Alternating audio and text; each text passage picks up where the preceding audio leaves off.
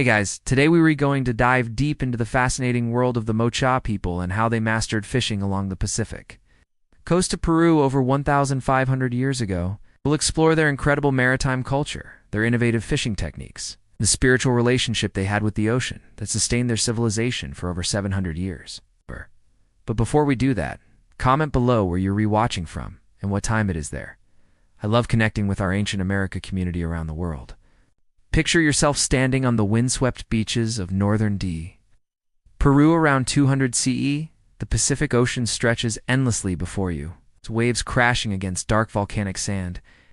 In the distance, you can see strange vessels cutting through the morning mist. Red boats that seem to dance on the water like mythical sea creatures. These are the Caballitos de Totora, the little horses of red, and riding them are the Moche fishermen, masters of one of the most sophisticated maritime cultures in ancient America.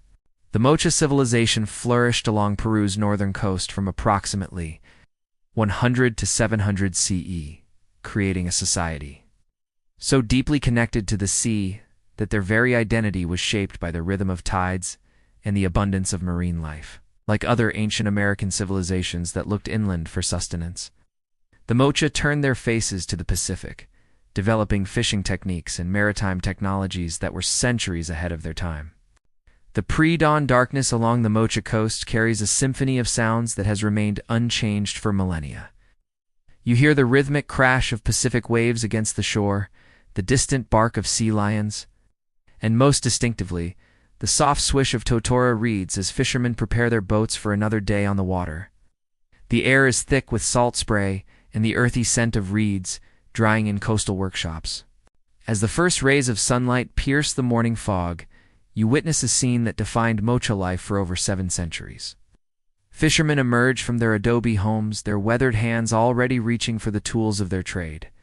These aren't just men going to work, they are the lifeline of their civilization, the bridge between land and sea that kept entire communities fed and thriving.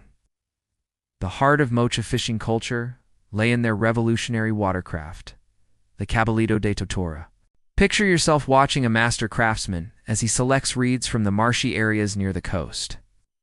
His fingers move with practiced precision, testing each stalk for flexibility and strength.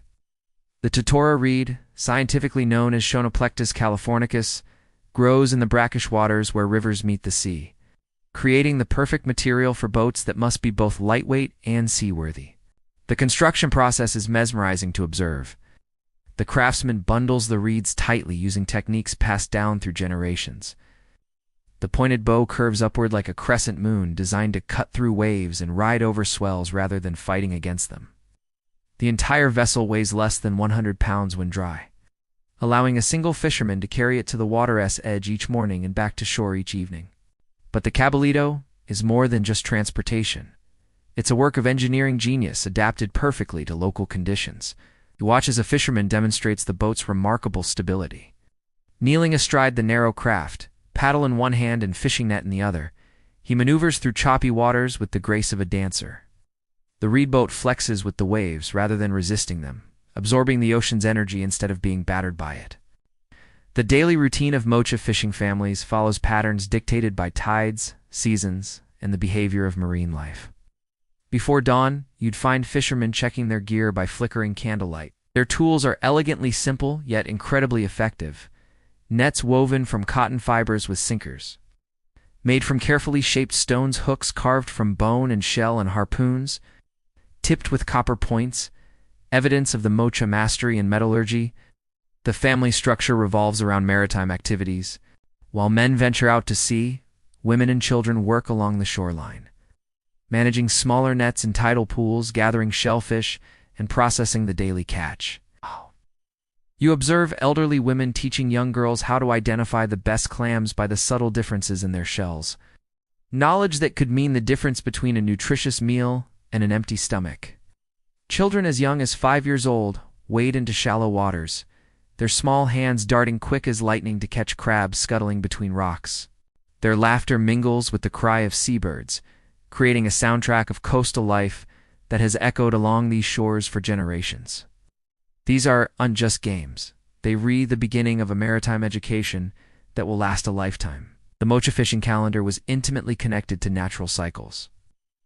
During the austral summer months of December through March, when the waters were warmest and fish most abundant, entire communities would mobilize for intensive fishing campaigns. You can imagine the beach coming alive with activity, dozens of cabalitos being launched simultaneously, their crews calling out to each other in Moche, the Moche language, sharing information about currents, movements, and weather conditions.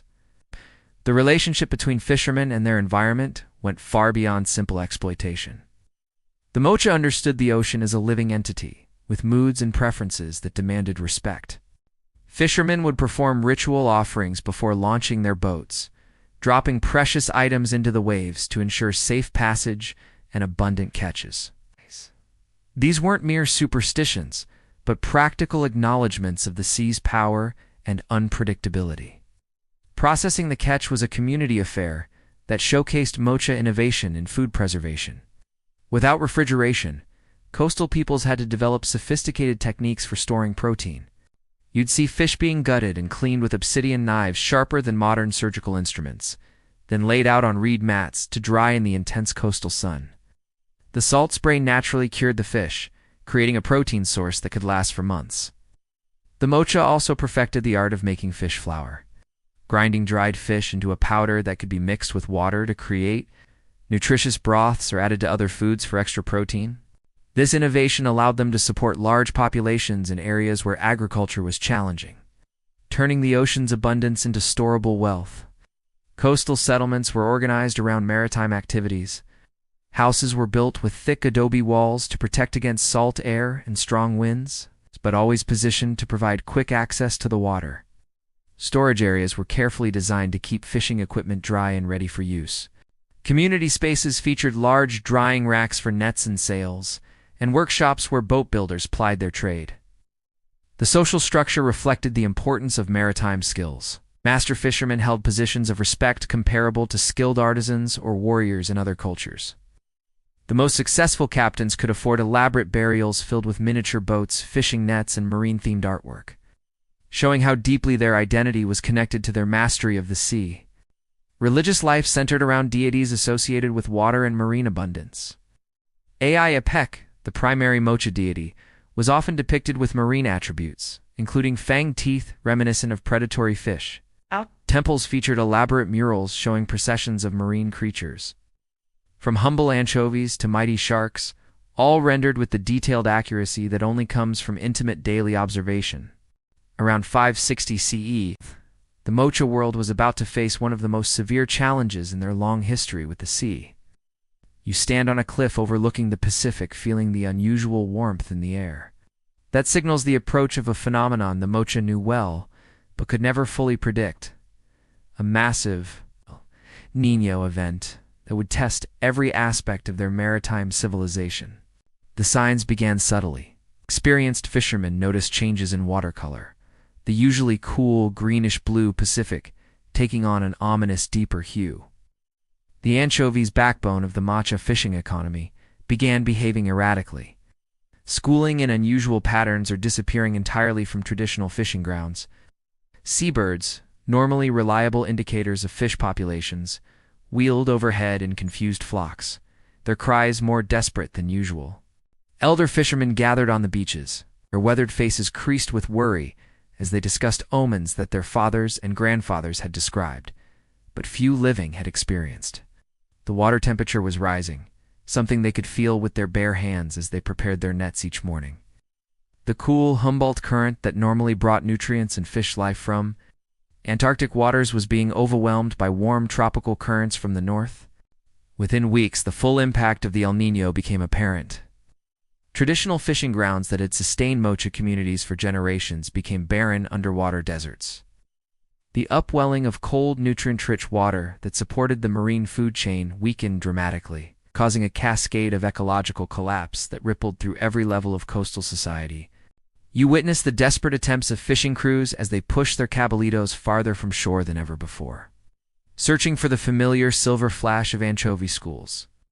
The reed boats, designed for nearshore fishing, struggle in the larger swells of deeper water. Some fishermen don't return, their boats overwhelmed by conditions they were never meant to handle. But the Moche response reveals the true sophistication of their maritime culture.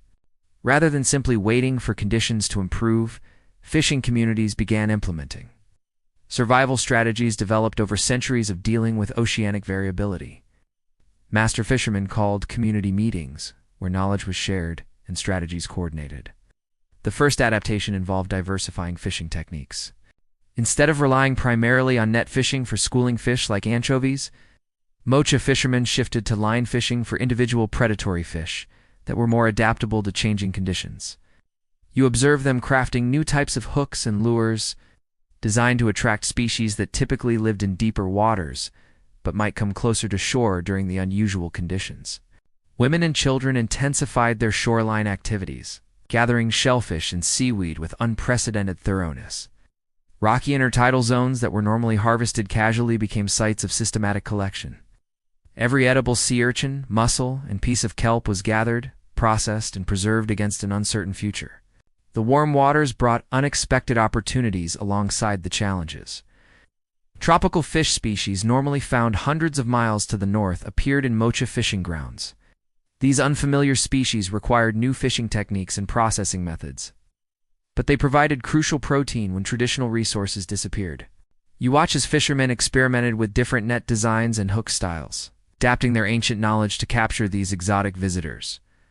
Community leaders organized massive cooperative fishing expeditions, combining the resources of multiple villages to launch larger operations than any single community could manage alone. Dozens of cabalitos would work together, their crews coordinating through hand signals and conch shell calls to encircle whatever fish schools they could find. The Moche also turned to their sophisticated understanding of seasonal patterns and geographical variation. Fishing fleets began making longer journeys along the coast, traveling to areas where conditions might be more favorable. These expeditions required careful planning and resource management, as crews had to carry water and provisions for journeys that might last several days. Archaeological evidence suggests that during this period, the Moche intensified their trade relationships with highland communities, exchanging whatever marine resources they could obtain for agricultural products from inland areas less affected by the oceanic disruption. Caravans of llamas carried dried fish and seaweed up ancient mountain paths, turning with potatoes, quinoa, and other highland crops. The El Niño event also triggered innovations in food storage and preservation. Faced with the possibility of prolonged scarcity, Moche communities developed new techniques for processing and storing marine resources. They began smoking fish over fires made from dried kelp, creating a product with even longer storage life than traditional salt-dried fish. Religious responses were equally dramatic. Priests organized elaborate ceremonies designed to appease the sea deities and restore the natural order. These weren't simple prayers, but complex rituals involving the sacrifice of precious goods. Gold ornaments, rare shells, and even llamas were offered to the Pacific cast into the waves from clifftop temples, while communities chanted and danced on the beaches below. The crisis brought out both cooperation and innovation, but also conflict. As resources became scarce, tensions arose between communities over fishing rights and territorial boundaries. Some archaeological evidence suggests that during severe El Niño periods, coastal settlements were abandoned as populations consolidated around the most reliable water sources and fishing grounds. Yet the Moches survived this massive El Niño event, and their response to it demonstrates the resilience and adaptability that allowed their civilization to thrive. For over 700 years, in one of the world's most challenging marine environments, the lessons learned during this crisis were encoded into their cultural knowledge, passed down through generations of fishermen who understood that mastering the sea meant adapting to its unpredictable moods. Recovery came gradually as oceanic conditions returned to normal. The first sign was the return of seabirds to their traditional roosting areas, followed by the reappearance of anchovy schools and familiar fishing grounds. Fishing communities that had maintained their maritime traditions and adapted their techniques were able to quickly take advantage of returning abundance. The experience transformed Moche maritime culture in lasting ways. Boat designs evolved to be more seaworthy for longer journeys. Fishing techniques diversified to target a wider range of species, and community organization became more flexible and cooperative. The Great El Niño of 560 CE, became a defining moment that strengthened rather than weakened the Moche relationship with the sea. In the flickering light of driftwood fires, specific waves whisper against the shore.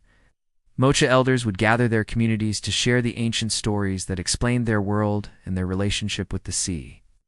Tonight, you sit among a circle of listeners as a master storyteller begins the most sacred tale of their maritime culture, the legend of Ni, the great sea goddess who gave the Moche people dominion over the waters. The storyteller's voice carries the rhythm of waves as he begins. Before the first cabalito touched water, before the first net was cast, the great ocean was empty of human voices. In those ancient days, the sea belonged entirely to Ni, whose palace lay in the deepest trenches where sunlight never reaches, and pressure would crush any mortal being. You can almost see her as the elder describes the goddess, a being of terrible beauty with skin that shifts between the blue-green of deep water and the silver-white of foam.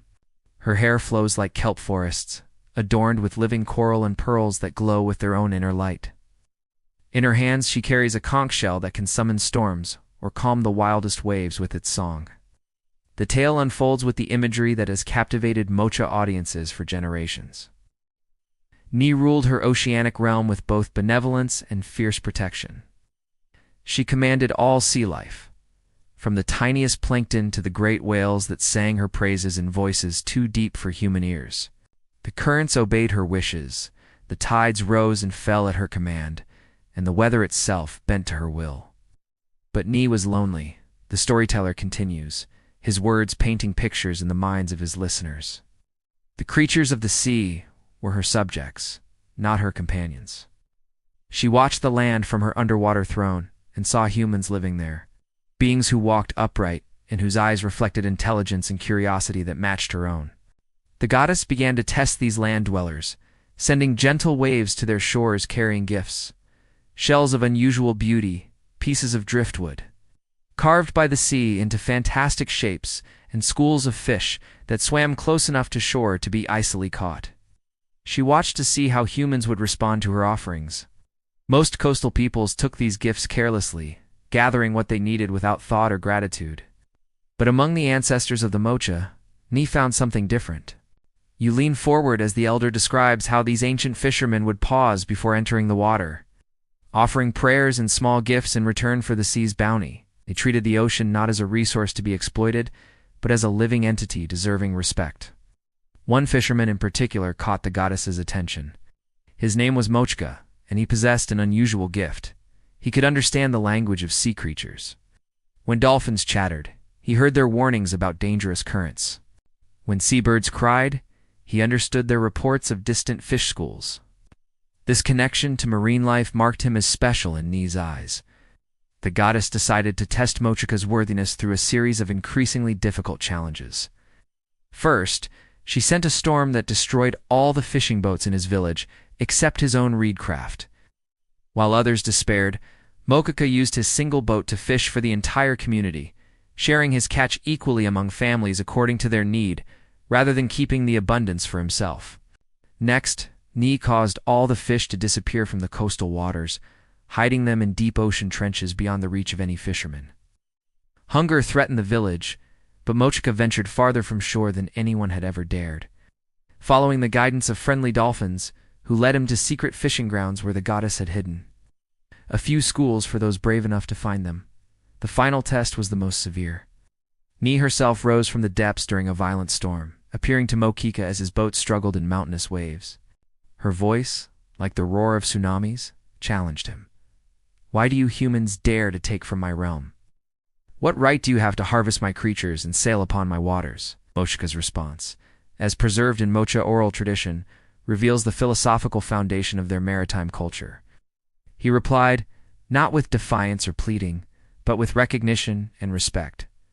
"Great Ni, we do not take your gifts as conquerors, but as grateful children. We know that the sea gives life, and we honor that gift with ceremony and restraint. We take only what we need and waste nothing that you provide." The goddess was moved by this answer, but she had one more test.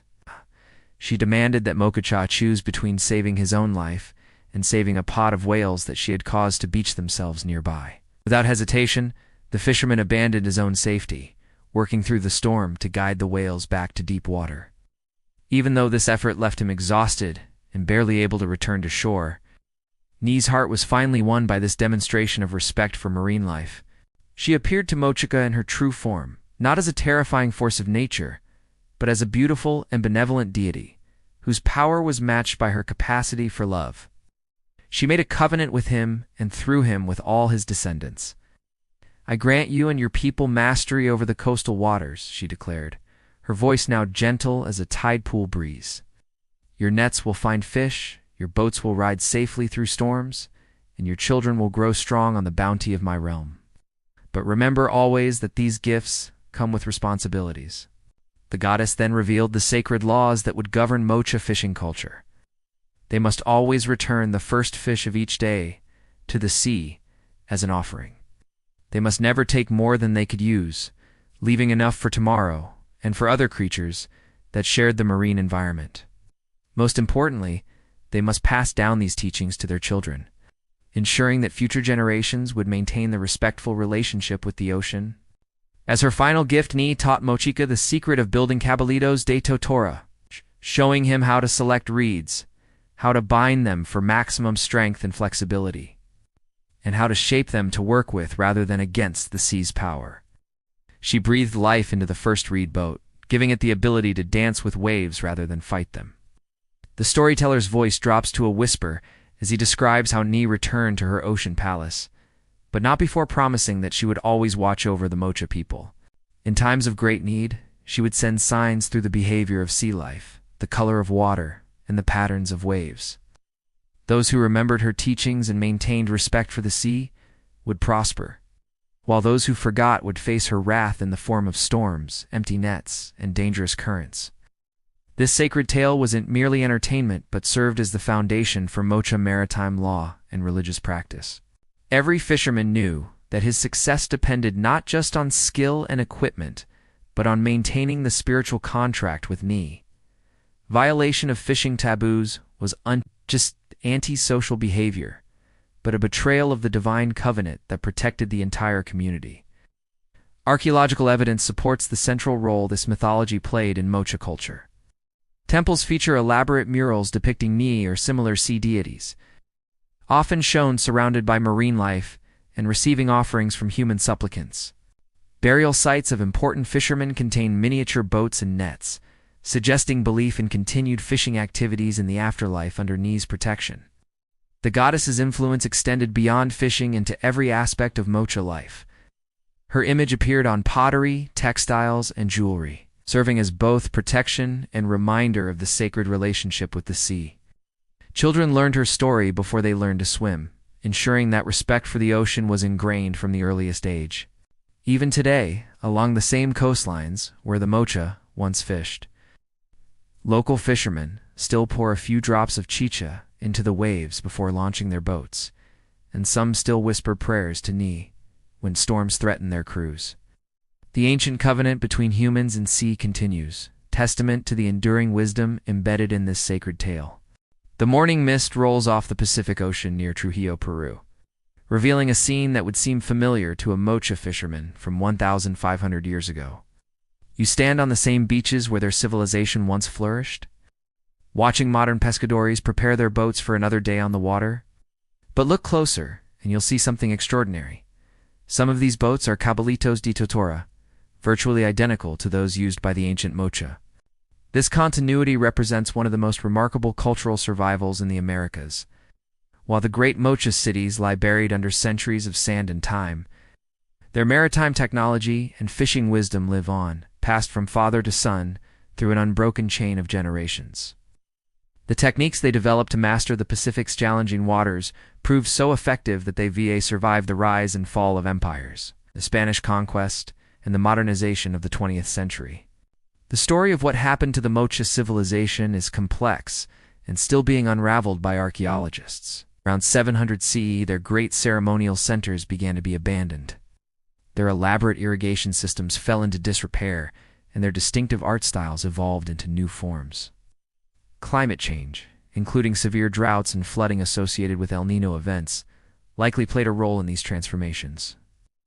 Political upheaval, warfare with neighboring peoples, and social changes within Moche society itself all contributed to the end of their classical period. But the Moche didn't simply disappear. Her descendants continued to live along the coast, maintaining many cultural traditions even as political and religious systems changed. When the civilization rose to dominate the same region centuries later, they incorporated many Moche innovations, including advanced metallurgy, irrigation techniques, and yes, their sophisticated fishing methods.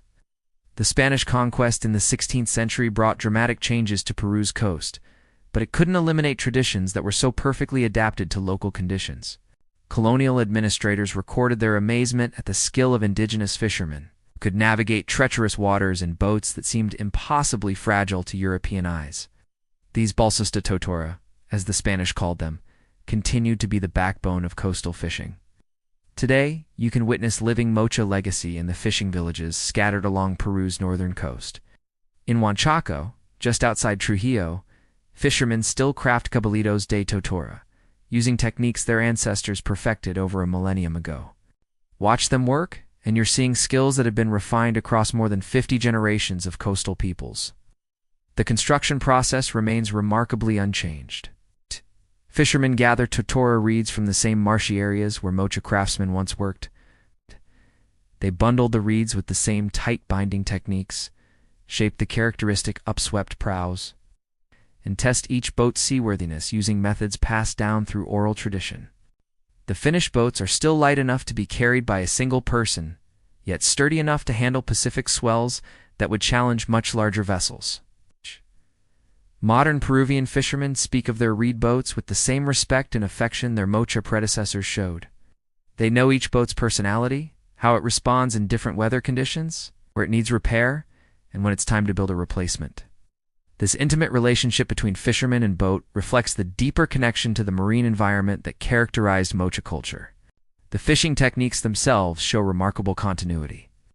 Traditional fishing methods still employed along the coast include many innovations, first developed by the Moche, specialized net designs for different species, seasonal fishing calendars based on marine life cycles, and cooperative fishing strategies that maximize catches while preserving fish populations for future harvests. But perhaps most importantly, the Moche understanding of ocean stewardship continues to influence modern fishing practices.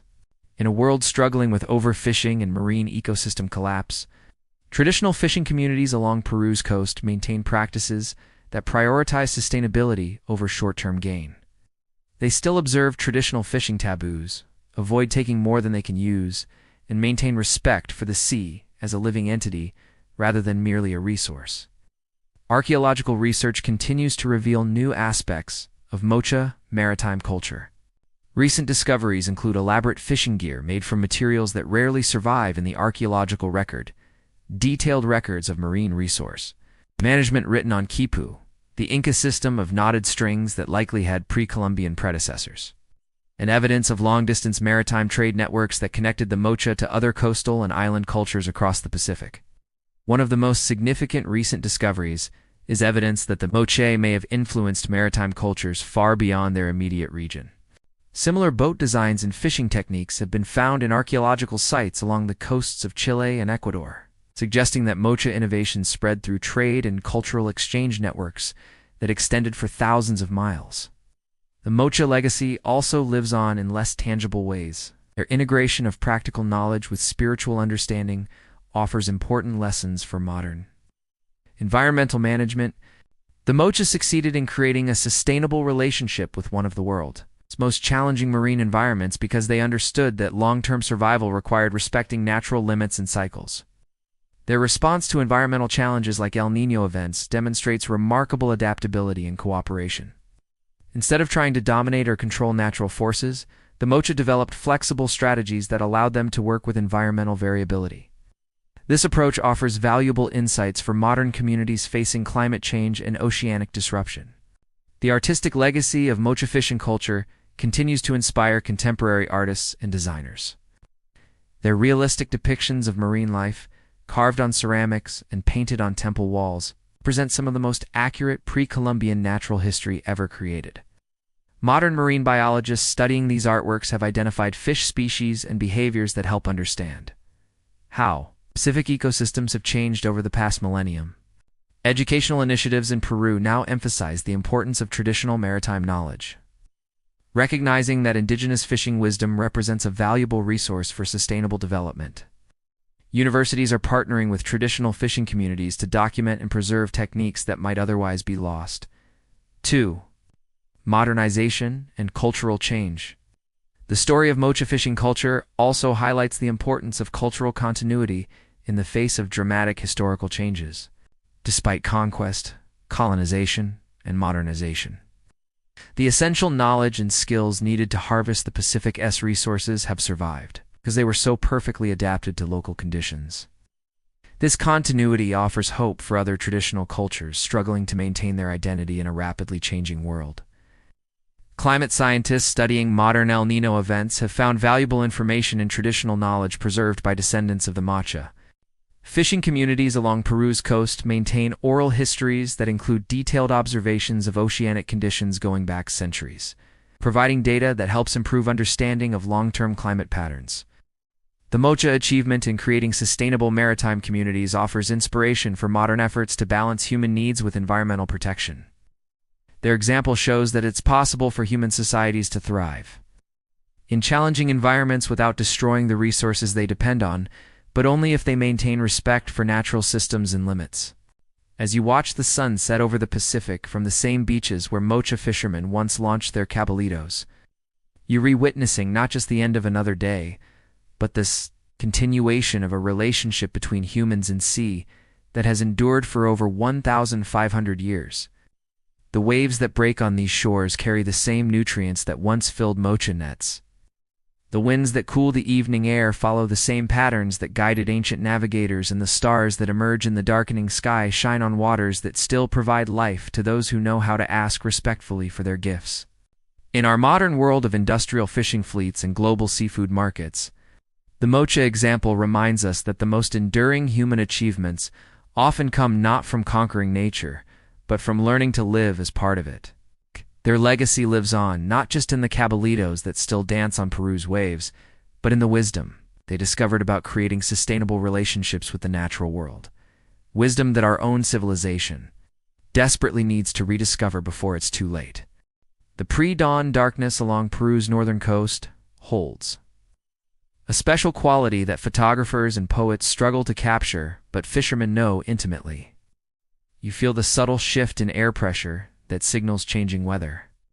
Hear the distant splash of dolphins hunting in coordination, and smell the unique mixture of salt, seaweed, and a coastal desert that has characterized this environment for millennia.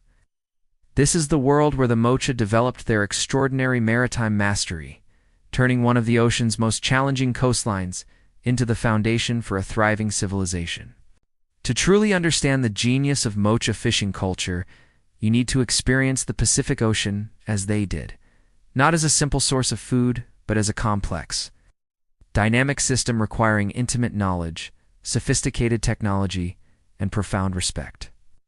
The Humboldt Current that flows northward along Peru's coast creates some of the richest fishing waters in the world, but also some of the most demanding conditions for small boat fishermen.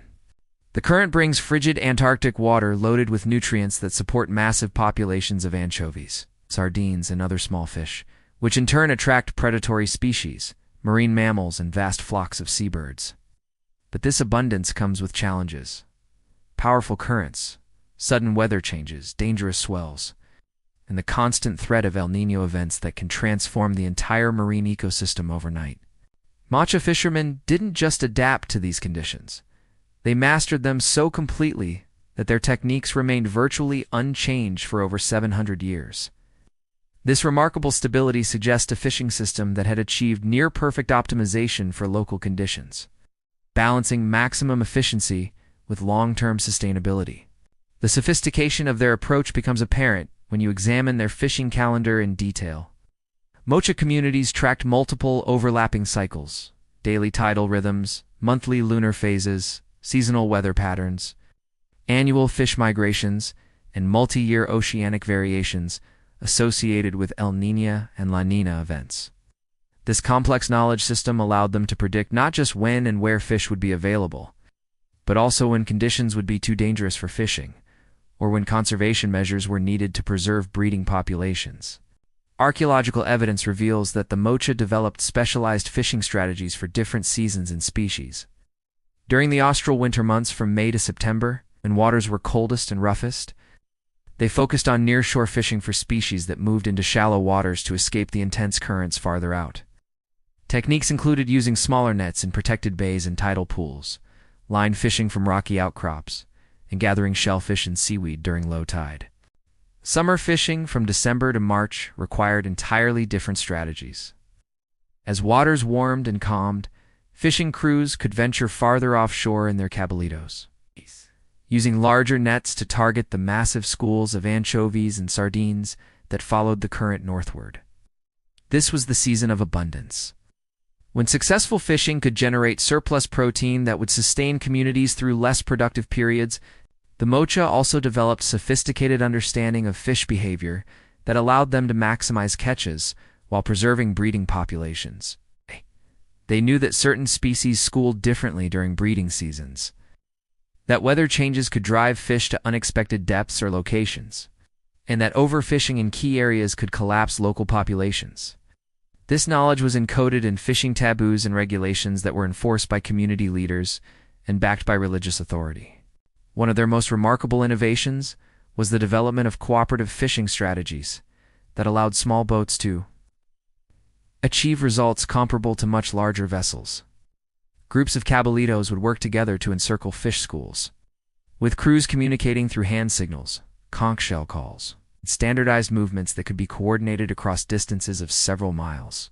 These group fishing expeditions required extraordinary seamanship and timing. You can imagine the complexity involved as dozens of small boats spread across several square miles of open ocean, their crews watching for subtle signs of fish movement, while maintaining visual contact with each other and staying alert for changing weather conditions.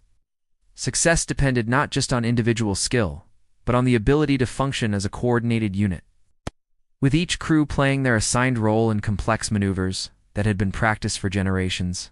The Moche understanding of weather and ocean conditions was equally sophisticated. Fishermen could read cloud formations, wind patterns, wave characteristics, and water color to predict weather changes hours or even days in advance. They knew which combinations of conditions were safe for offshore fishing, when to stay in protected waters and when to avoid the ocean entirely. This meteorological knowledge was crucial for survival in an environment where conditions could change rapidly and unpredictably. A morning that began with gentle breezes and calm seas could turn into a life-threatening situation within hours as afternoon winds picked up or unexpected storm systems moved in from the Pacific. Moche fishermen developed a highly refined sense for reading these changes, allowing them to return safely to shore before dangerous conditions developed. Their navigation skills were equally impressive. Without magnetic compasses or modern instruments, Moche fishermen developed techniques for maintaining their position and finding their way home using natural landmarks, ocean swells, bird behavior, and stellar navigation.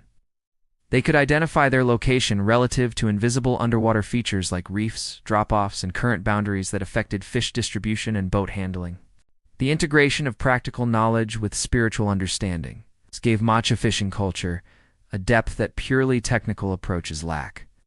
Every aspect of fishing was embedded in a framework of ritual and ceremony that reinforced community values, traditional knowledge, and sustainable practices. Pre-fishing ceremonies weren't just religious observances, but served practical functions, ensuring that equipment was properly maintained, that crew members were mentally prepared for the challenges ahead, and that fishing plans were coordinated with other community activities. The daily rhythm of offering the first fish back to the sea served multiple purposes beyond religious observance. It provided a moment of reflection that reminded fishermen of their dependence on marine ecosystems. It created a pause that allowed for assessment of fish populations and fishing conditions, and it reinforced community values about sharing and restraint that were essential for long-term sustainability.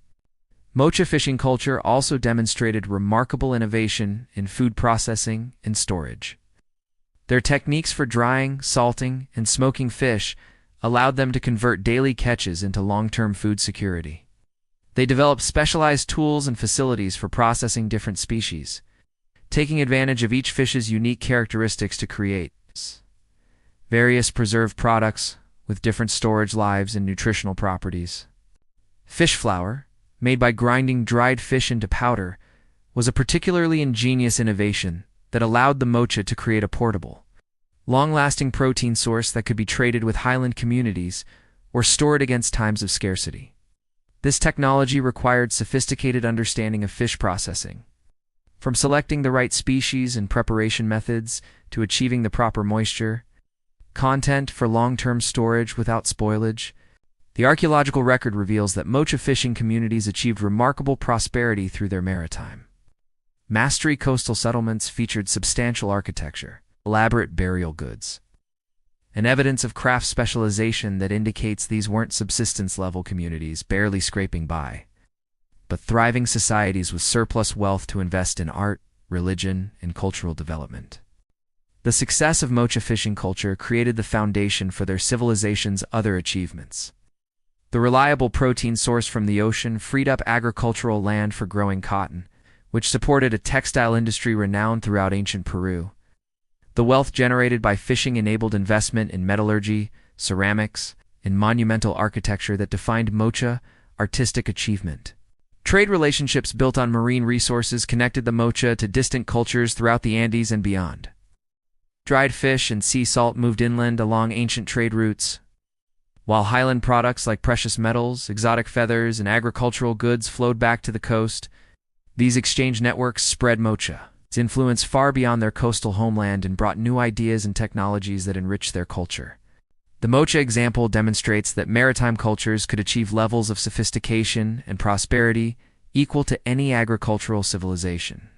Their mastery of the sea allowed them to create sustainable abundance in an environment that might seem marginal or hostile to other peoples. This achievement required not just technical innovation, but also social organization, cultural wisdom, and spiritual understanding that integrated humans harmoniously into marine ecosystems. Perhaps most importantly, the Moche developed a relationship with the ocean that was both practical and sacred, extractive and respectful, productive and sustainable. They understood that the sea's bounty was not unlimited, and that human activities had consequences for the marine environment. Their fishing practices were designed to maintain the health of fish populations and marine ecosystems over the long term, even when this meant accepting lower short-term yields. This wisdom allowed their maritime culture to persist for over 7 centuries, surviving environmental challenges, social changes, and cultural transformations that destroyed many other ancient civilizations. The sustainability of their approach is demonstrated by the fact that many of their fishing grounds remained productive for their descendants long after the classical Moche period ended. Modern marine scientists studying the Peru current system have found evidence that traditional fishing practices developed by the Moche and maintained by their descendants actually helped preserve fish populations and marine biodiversity. Areas where traditional fishing methods are still practiced show higher species diversity and more stable fish populations than regions dominated by industrial fishing techniques. The Moche legacy offers crucial lessons for our contemporary world, where overfishing, climate change, and marine pollution threaten oceanic ecosystems worldwide. Their example shows that it's possible for human societies to prosper through intensive use of marine resources without destroying the systems they depend on, but only through approaches that combine sophisticated technical knowledge with deep respect for natural limits and cycles. As you stand on the beach, where this remarkable civilization once flourished, watching modern fishermen launch their cabalitos into the same waters that sustained the Moche for over 700 years, you're witnessing more than just cultural continuity. You're seeing proof that human ingenuity, when guided by wisdom and restraint, can create relationships with the natural world that benefit both people and the environment across many generations. The waves that break at your feet carry the same nutrients that filled Moche nets 15 centuries ago. The techniques needed to harvest those nutrients sustainably exist in the knowledge passed down through generations of coastal fishermen.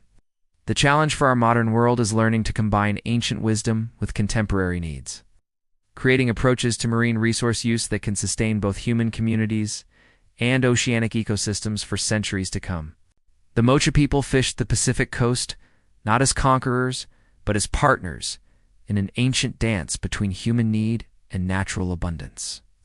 Their legacy reminds us that the most enduring human achievements come not from dominating our environment, but from learning to live as skillful, respectful participants in the larger community of life that includes all ocean creatures, all coastal peoples, and all generations yet to come.